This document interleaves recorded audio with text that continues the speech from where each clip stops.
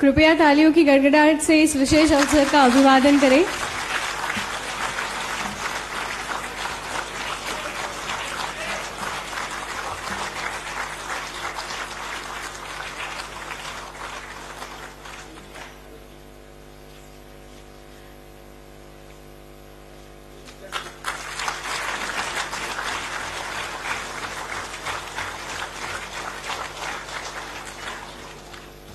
बहुत बहुत धन्यवाद सर। अब मैं पश्चिम बंगाल सरकार के माननीय मुख्यमंत्री श्री सुवेंदु अधिकारी जी से निवेदन करती हूं कि वे इस महत्वपूर्ण अवसर पर अपना मार्गदर्शक संबोधन प्रदान करें।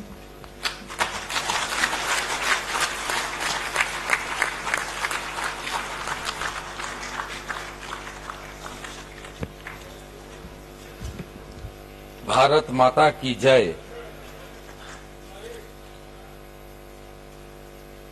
माननीय भारत सरकार की लोकप्रिय मंत्री,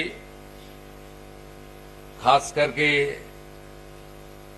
पश्चिम बंगाल में जो परिवर्तन आया है और जो पश्चिम बंगाल का विकास और प्रगति के लिए देश की साथ पश्चिम बंगाल सरकार को जोड़ने के लिए जो जिम्मेदारी मुझे मिला है, उसके लिए जिसका बहुत बड़ा रोल है, मेरा बड़ा दादा जगत प्रकाश नड्डा जी, मैं मेरा दिल से उनको वंदन करता हूं, आभार प्रकट करता हूं। भारत सरकार की राज्य मंत्री हमारी दीदी सम्मानिया अनुप्रिया पटेल जी, मैं उनको स्वागत करता हूं और नमस्कार करता हूं on behalf of West Bengal government.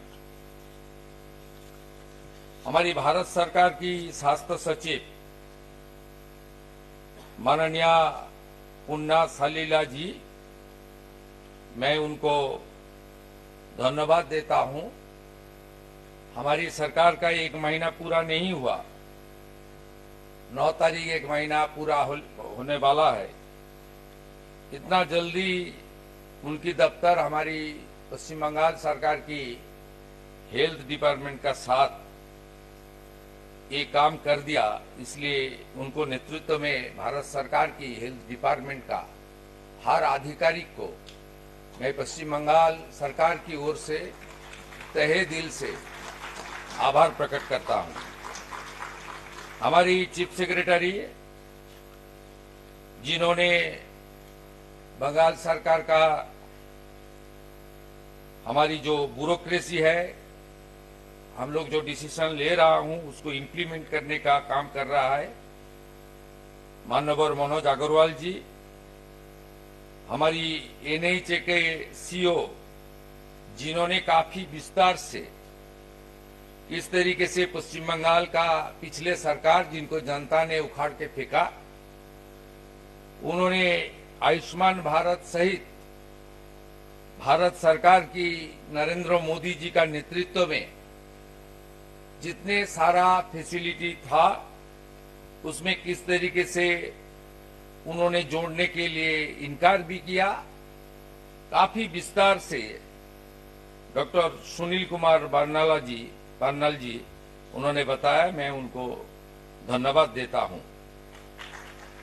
हमारी हेल्थ सेक्रेटरी नारायण स्वरूप निगम और इस मंच, इस सभागृह पर जितना भी आप लोग पार्टिसिपेट कर रहा है, हमारी इतना मऊ साइन का जो अभी कुछ देर पहले हुआ है, उसमें आप सब लोग इतना हर्षोल्लास का साथ हम लोग को साथ दे रहा है, मैं सबको नमस्कार करता हूं। खास करके हमारी रामकृष्ण मोटो मिशन दिल्ली सेंटर से संत समाज आया है, उनका आशीर्वाद से बंगाल में एक राष्ट्रवादी सरकार हुआ है। मैं प्रणाम करता हूं रामकृष्ण मोटो मिशन दिल्ली का जितना भी संत महाराज है।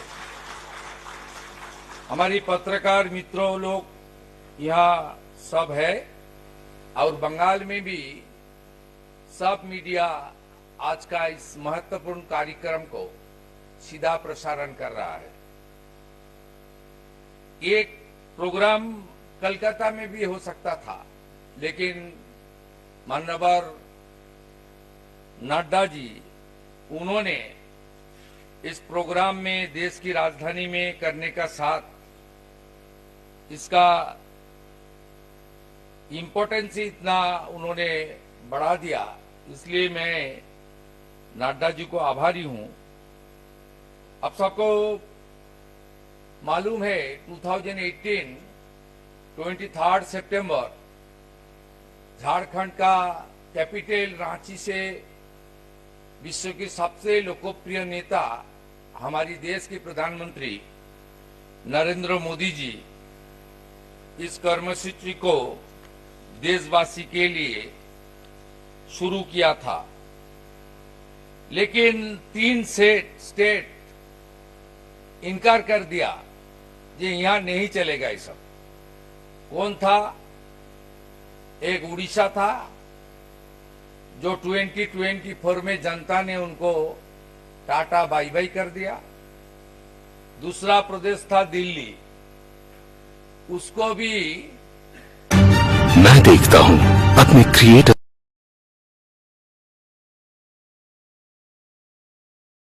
पश्चिम बंगाल, वहां भी वहां का जनता जनार्दन ने ये जो विकास विरोधी सरकार थे उसको खत्म कर दिया। हमारी देश को जो लोकतंत्र की परंपरा है उसको मजबूत भी किया है और विकास प्रगति डबल इंजन का सरकार वहां बनाया। अनुप्रिया दीदी ने सब बता दिया डिटेल्स में। मनोज अग्रवाल जी ने कैसे बंगाल में इसका बेनिफिट मिलेगा वो आंकड़ा का साथ उन्होंने बता दिया। मैं केंद्रीय स्वास्थ्य दफ्तर का साथ हमारी इस 1 महीने के अंदर लोकप्रिय मंत्री नड्डा जी का गाइडेंस में क्या क्या काम हम लोग डिस्कशन किया और जमीन में उतारने का काम किया, उसमें ऊपर 2-4 बिंदु रखना चाहता हूं। कुछ दिन पहले हम लोग एक वर्चुअल किया। हमारी लोकप्रिय स्वास्थ्य मंत्री जी ने हम लोग को बताया कि नेशनल हेल्थ मिशन, इसमें पिछले 2 आर्थिक वर्ष में बंगाल सरकार कोई काम भी नहीं किया। जो गाइडलाइन यहां से भारत सरकार भेजा था वो भी लागू नहीं किया। ये लोग का सोच जो पिछले वाला थी, उनका सोच आप समझ लीजिए। आयुष्मान मंदिर लिखा हुआ था, बोलो मंदिर क्यों लिखा गया, नहीं करूंगा। सोच किस तरीके से थी। एनएचएम के अंदर इस साल पश्चिम बंगाल सरकार को पूरा मदद करने के लिए भारत सरकार ने आगे आया और इतना कम दिन के अंदर 527 करोड़ उन्होंने पश्चिम बंगाल सरकार को ट्रांसफर भी कर दिया। ये डबल इंजन का सुफल है। ये डबल इंजन का सरकार कैसे चलता है, कैसे काम करता है, इसका एक बड़ा उदाहरण है। हमारी इस साल आयुष्मान भारत का एग्रीमेंट आज हो गया। 1,43,00,000 फैमिली बेनिफिटेड होगा। इसके अंदर सुनील जी ने बताया क्या क्या ग्रुप को हम लोग इंडिविजुअल कार्ड डिस्ट्रीब्यूट करेगा। और नड्डा जी का दफ्तर, अनुप्रिया दीदी का दफ्तर 976 करोड़ उन्होंने सेंट्रल का जो हिस्सा है वो भी एलोटेट कर दिया बंगाल के लिए।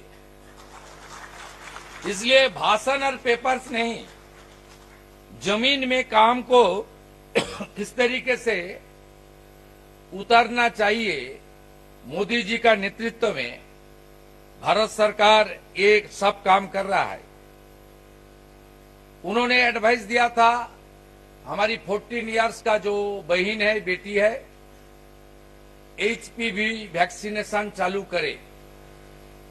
पूरा देश में फरवरी महीने में कंप्लीट हो गया, फरवरी मार्च में। बंगाल में जो सरकार को जनता ने रिजेक्ट कर दिया, वो ये भी चालू नहीं किया। 7.5 लाख से ज्यादा वैक्सीन का डोज अलॉट हुआ, लेकिन वैक्सीनेशन प्रोग्राम चालू नहीं किया। हम लोग ने इसको चालू कर दिया। ये आंकड़ा भी बता दिया, सुनील जी ने बताया कि किस तरीके से बंगाल सरकार HPV वैक्सीनेशन का काम कर रहा है। टीबी मुक्त भारत, उसके ऊपर हमारी सांसद विधायक को कैसे जोड़ना चाहिए, उसका एडवाइस भी ऑनरेबल हेल्थ मिनिस्टर ने हम लोग को दिया था। वो भी हम लोग पिछले सैटरडे हमारी सचिवालय में व्हाट्सएप करके 80% से ज्यादा MP MLA उन्होंने आप सब में जुड़ा है, हम लोग कर दिया। हमारी अपील है, हम लोग प्रपोजल भेज रहा है 467 प्रधानमंत्री जन औषधि केंद्र, उसको आप जल्दी उसको परमिशन मिल जाए तो पश्चिम बंगाल की जो हमारी इकोनॉमिकली वीक जनता है उनको थोड़ा राहत मिल जाएगा। इसका बाद भी माननीय प्रधानमंत्री जी की ओर से नड्डा जी का नेतृत्व में हेल्थ डिपार्टमेंट में जिस तरीके से नया कार्यक्रम उनका शुरुआत हुआ, उसका भी लाभ कैसे बंगाल को मिले और हमारी 23, 24, 25, 26 फाइनेंशियल ईयर में जो राशि पिछले बंगाल सरकार की नॉन कोऑपरेशन की वजह से बंगाल की हेल्थ डिपार्टमेंट और जनता को वंचित रहना पड़ा, उसको भी आप लोग थोड़ा रिएम्बर्समेंट कर दीजिए तो हम लोग हेल्थ सेक्टर में काफी काम कर सकता हूं। आज का इस कार्यक्रम में जो आयुष्मान भारत में पूरा देश में मिल रहा है, আমি পশ্চিম বাংলার জনগণকে বাংলাতে জানাচ্ছি যে তারা আমাদেরকে দেখছেন, আমাদের কথা শুনছেন। 2018 সালে শুরু হওয়া এই কর্মসূচিতে ভারতবর্ষে এখনো পর্যন্ত আয়ুষ্মান ভারতের ব্যক্তিগত কার্ড বিতরণ হয়েছে 44 কোটি।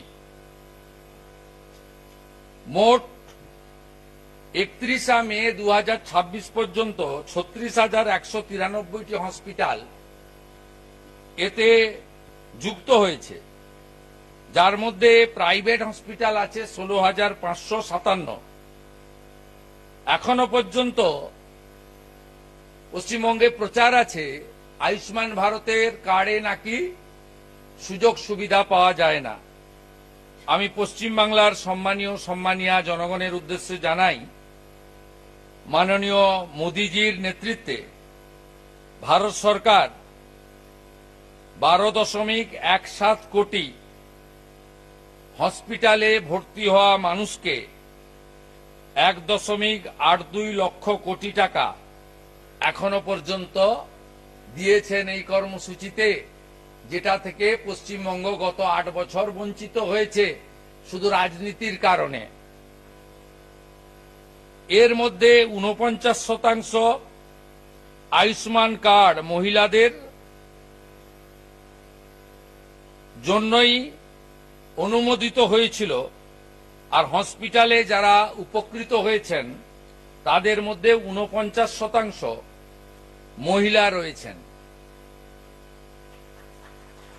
তাই 8 বছর ধরে যেভাবে আপনারা বঞ্চিত হয়েছেন, বর্তমান রাষ্ট্রবাদী ডবল ইঞ্জিন সরকার আপনাদের আয়ুষ্মান ভারতে যুক্ত করার মধ্য দিয়ে দ্রুত গোটা ভারতবর্ষের নাগরিকরা যে সুবিধা পেয়েছেন 12,17,00,000, আপনারাও আগামী দিনে সেই সুযোগ পাবেন। ইতিমধ্যে আরো প্রায় 1100টি প্রাইভেট হসপিটাল পশ্চিমবঙ্গের एम्पैनलमेंट হওয়ার জন্য प्रोसेसर মধ্যে আছেন। मैं सुनील जी को, जिन्होंने एनएचए का मुख्य आधिकारिक है, स्पेशली रिक्वेस्ट कर रहा हूं, ये एम्पैनलमेंट का जो मौका है, क्राइटेरिया जो जो फुलफिल कर रहा है उनको तुरंत एम्पैनलमेंट कर दीजिए, इसमें अच्छा लाभ मिलेगा। माननीय चीफ सेक्रेटरी ने बताया हमारी बंगाल में बेरोजगारी बहुत ज्यादा है। 1 करोड़ से आसपास की जनता अपने कमाई के लिए माइग्रेंट लेबर के नाते बंगाल की बाहर काम कर रहा है। ये आयुष्मान भारत की कार्ड और बेनिफिट बंगाल के अंदर सीमित नहीं रहेगा। कश्मीर से कन्याकुमारी तक जितना भी हॉस्पिटल गवर्नमेंट और प्राइवेट में एम्पैनल्ड है, सब हॉस्पिटल में आप लोग को ये सुविधा मिलेगा। इस हॉल में बहुत सारा बंगाल का आदमी है जो बंगाल में उनका रेसिडेंस है, वोटर लिस्ट में नाम है, आधार कार्ड है, दिल्ली में रहता है, उनको भी इसका बेनिफिट मिलेगा। मैं सबको इस कार्यक्रम में पार्टिसिपेट करने के लिए फिर एक बार नमस्कार करते हुए, खास करके respected mister JP Nadda, respected Anupriya Patel ji, please accept my best regards from the core of my heart. सब अच्छा रहिए। नमस्कार। जय हिंद। भारत माता की जय।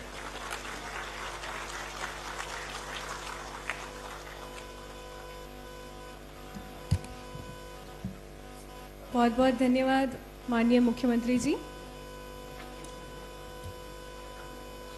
जैसा कि आप सभी को स्मरण होगा, गत वर्ष दिनांक 10 अप्रैल 2025 को दिल्ली राज्य में आयुष्मान कार्ड वितरण के अवसर पर इसी विज्ञान भवन में आयोजित कार्यक्रम में मुख्य अतिथि के स्वरूप में माननीय केंद्रीय स्वास्थ्य एवं परिवार कल्याण तथा रसायन एवं उर्वरक मंत्री भारत सरकार श्री जगत प्रकाश नड्डा जी ने अपना वक्तव्य दिया था।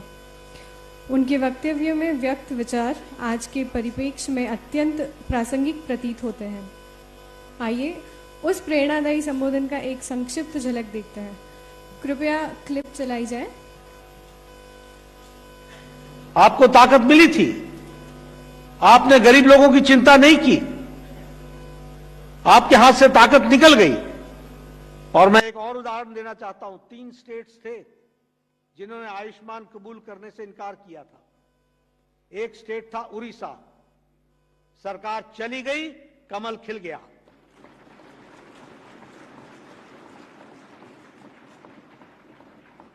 दूसरी स्टेट थी दिल्ली, सरकार चली गई, कमल खिल गया। अब एक रह गई है वेस्ट बंगाल, वहां भी कमल खिलेगा और सरकार जाएगी।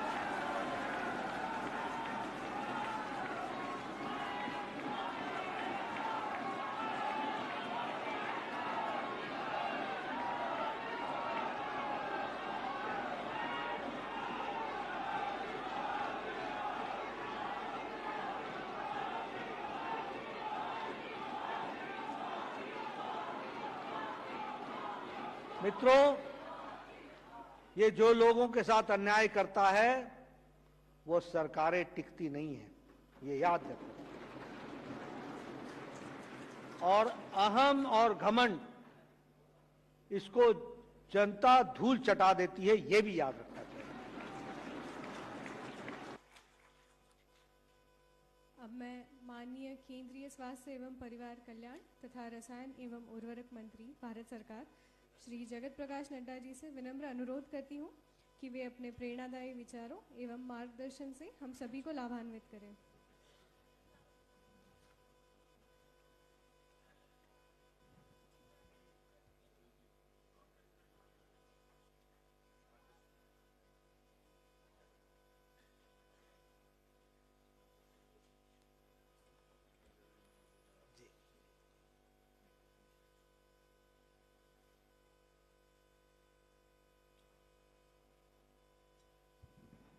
आज के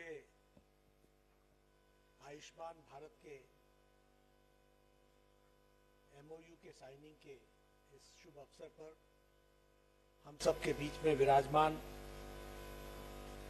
नवनिर्वाचित वेस्ट बंगाल पश्चिम बंगाल के मुख्यमंत्री, मेरे वरिष्ठ साथी और हमारे भाई सम्माननीय शुभेंदु अधिकारी जी,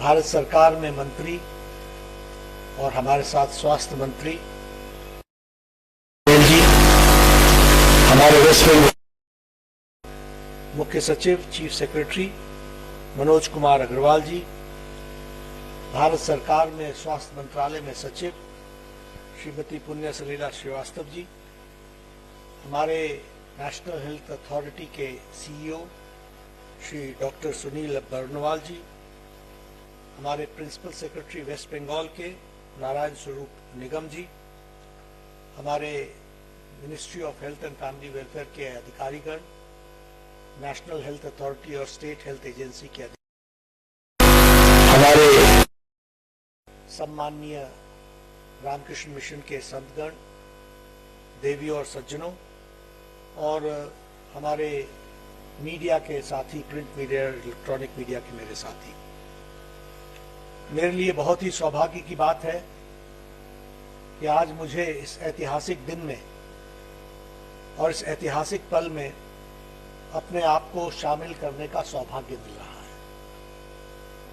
मैं ये शब्दों में इसलिए नहीं कह रहा हूं, मैं भावना से कह रहा हूं, क्योंकि एक लंबी प्रतीक्षा के बाद आज वो घड़ी आई है जिसके लिए मैं लंबे समय से प्रयासरत था और जिसको शुभेंदु अधिकारी जी ने उसको कार्य रूप दिया है और आज सफल किया है। इसके लिए मैं बहुत बहुत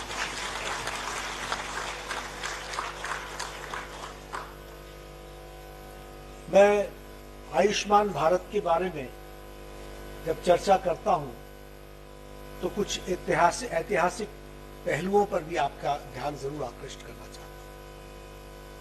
मुझे लंबे समय स्वास्थ्य मंत्रालय में आदरणीय प्रधानमंत्री मोदी जी के आशीर्वाद से काम करने का मौका मिला है। 2015 में भारत वर्ल्ड हेल्थ असेंबली का चेयर था। इसकी चेयरपर्सनशिप भारत को मिली थी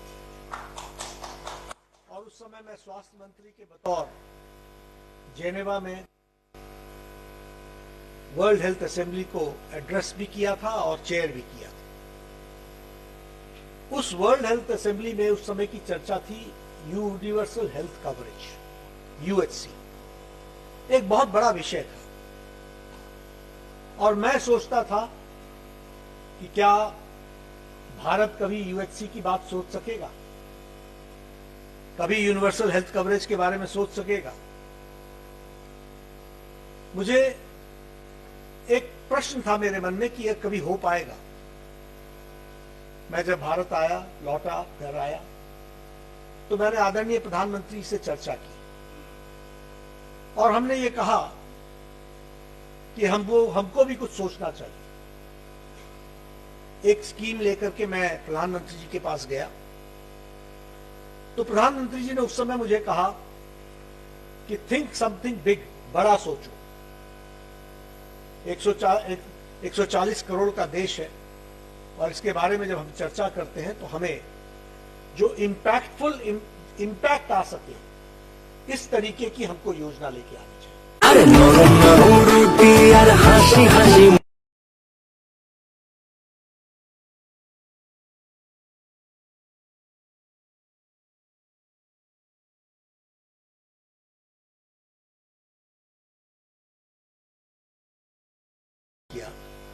आयुष्मान भारत और यह विश्व का सबसे बड़ा हेल्थ कवरेज प्रोग्राम बना, वर्ल्ड लार्जेस्ट। मुझे याद है कि उसके बाद एक मीटिंग में वर्ल्ड हेल्थ ऑर्गेनाइजेशन के डायरेक्टर जनरल डॉक्टर टेड्रोस ने कहा, mister Nadda, come and talk something about your prime minister and talk about your Ayushman Bharat.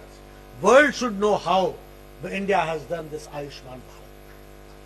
इस तरीके से आयुष्मान भारत दुनिया का सबसे बड़ा हेल्थ कवरेज प्रोग्राम बना। आज मैं जब यहां पर हूं तो मैं अपने भाई शुभेंदु अधिकारी जी को बहुत बहुत बधाई देना चाहता हूं।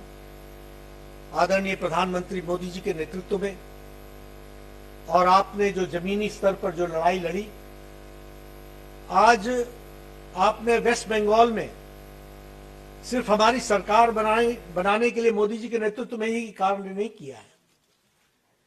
यह लड़ाई कोई किसी पार्टी तक नहीं सीमित है। यह लड़ाई देश की लड़ाई थी और इस लड़ाई में देश को सफलता मिली है, इसको हमको ध्यान में रखना चाहिए।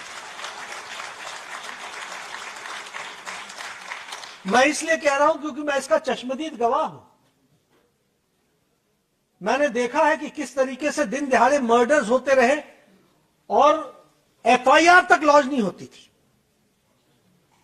हमने देखा है किस तरीके से दिन दहाड़े अपने पॉलिटिकल अपोनेंट्स को किस तरीके से स्टेट मशीनरी तंग किया करती थी। हमने देखा है कि लॉ एंड ऑर्डर किस तरीके से कॉम्प्रोमाइज होता था। मैं व्यक्तिगत रूप में भी उसका शिकार हुआ हूं। Having a security, even then I was also attacked. And at that point of time, no FIR was lodged. It was only on the insistence of the central government कि FIR lodge हुई थी। ये बंगाल हमने देखा है और बंगाल हमने वो भी देखा है जो घुसपैठियों का एंट्री पॉइंट था, देशद्रोहियों की एक्टिविटी का सेंटर बन गया था। आपने प्रधानमंत्री मोदी जी के नेतृत्व में इस बंगाल को एक आजादी दिलाई है, इसके लिए मैं आपको बहुत बहुत बधाई देता हूं।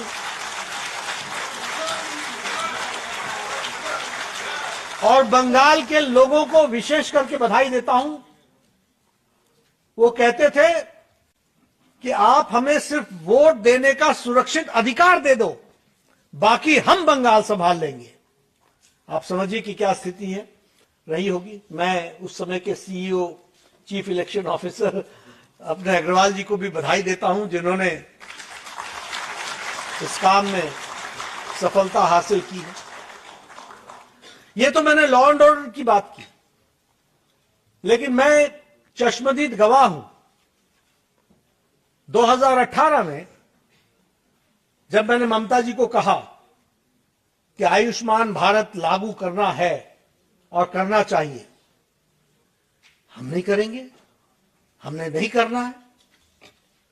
मुझे याद है कि उन दिनों शुरू में एक एप्लीकेशन फॉर्म छपा था आयुष्मान भारत का, पीएम जय का, जिसमें क्योंकि लोगों को मालूम नहीं था कि आयुष्मान भारत क्या है, तो उसको हम लोगों ने ये जो SECC डाटा है, सोशियो इकोनॉमिक कास्ट सेंसस जो है, इस डेटा पर जो एड्रेस थे उस पर हमने वो चिट्ठी लिखी थी। आपको जानकर आश्चर्य होगा कि पोस्ट ऑफिस से उन चिट्ठियों को लेकर के फाड़ करके नालियों में बहा दिया गया था, ताकि जनता को पता भी ना चले कि उनके लिए कोई इस तरीके की स्कीम आई है। अब उस समय मैंने रिक्वेस्ट किया, मैंने कहा ममता दीदी ये जनता के लिए है, इसके बारे में आप सोचिए ना। होबे ना होबे ना होबे ना। हमने कहा होबे होबे होबे।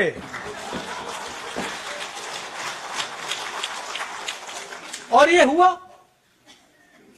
आज वो आई हुई हैं, देखा होगा आपने उनकी तस्वीर, नहीं देखा हो तो शाम को जरूर न्यूज में देख लीजिएगा। हौबे ना वाले का क्या हाल होता है और हौबे वाले कैसे खड़े होते हैं, ये पता चलेगा। क्या तस्वीर बना दी थी, किस तरीके से उन्होंने वेस्ट बंगाल को एक तरीके से गिरवी बना दिया था। लाखों लोगों को, लाखों परिवार को, करोड़ों लोगों को यह इस सुविधा से वंचित रखा था। और मैं आयुष्मान भारत को एक तरीके से भारत की आजादी के लिए प्रधानमंत्री मोदी जी का एक नायाब तोहफा मानता हूं। इसको हमको समझ लेना चाहिए। हमारे शुभेंदु जी लंबे समय से For your safety, please hold on to the handrail while the train is moving and stand. One skip. Nom nom nom nom nom. You got it.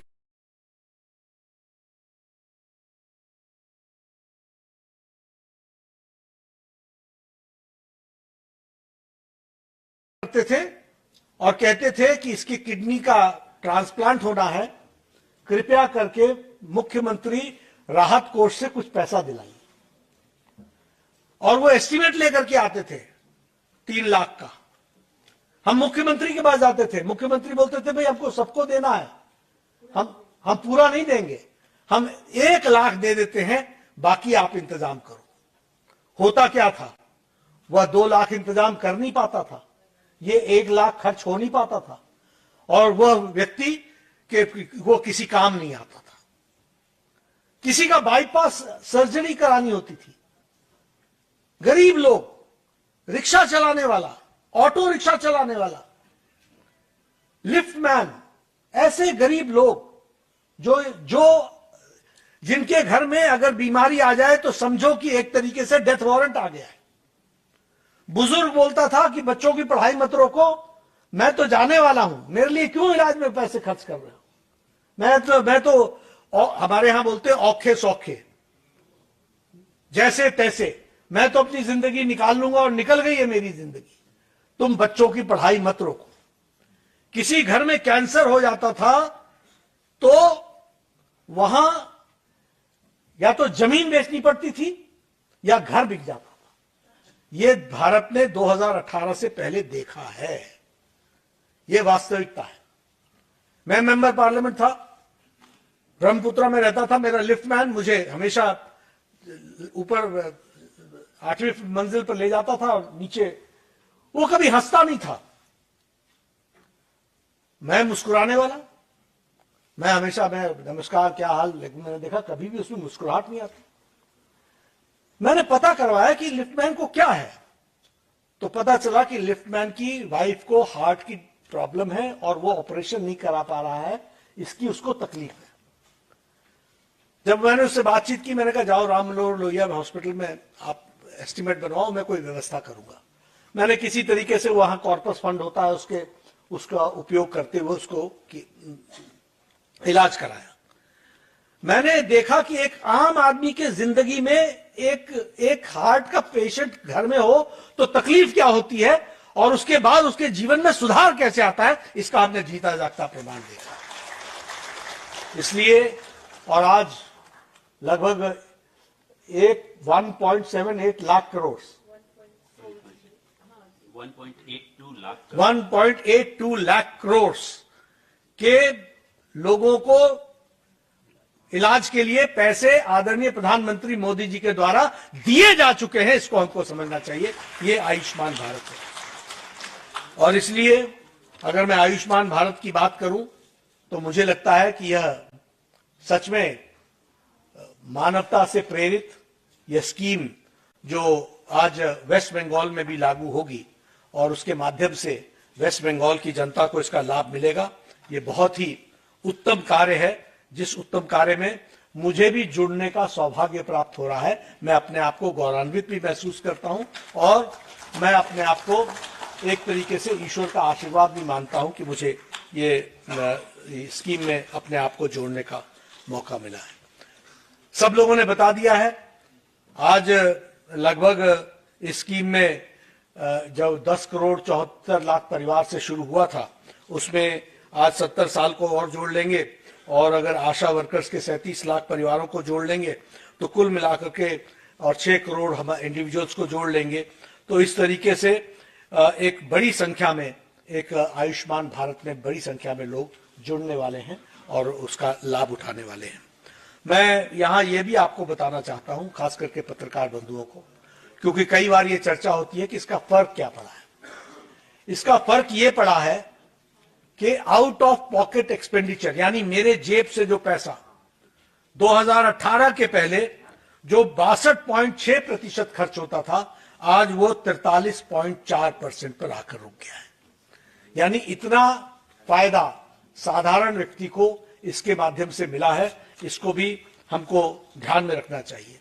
Anupriya जी ने आपको बता ही दिया कि लैंसेट की रिपोर्ट है कि अब कैंसर के मरीज का इलाज 90 दिन के अंदर, क्षमा कीजिएगा 30 दिन के अंदर कैंसर का इलाज 90% लोगों का भारत में हो रहा है। 90% लोगों का। ये छोटी घटना नहीं है। 90% of the people when they know that they are suffering from cancer, within 30 days उनका इलाज शुरू होता है। और ये हमारी रिपोर्ट नहीं है, लैंसेट की रिपोर्ट है, जिसको हमको समझना चाहिए और उसको ध्यान में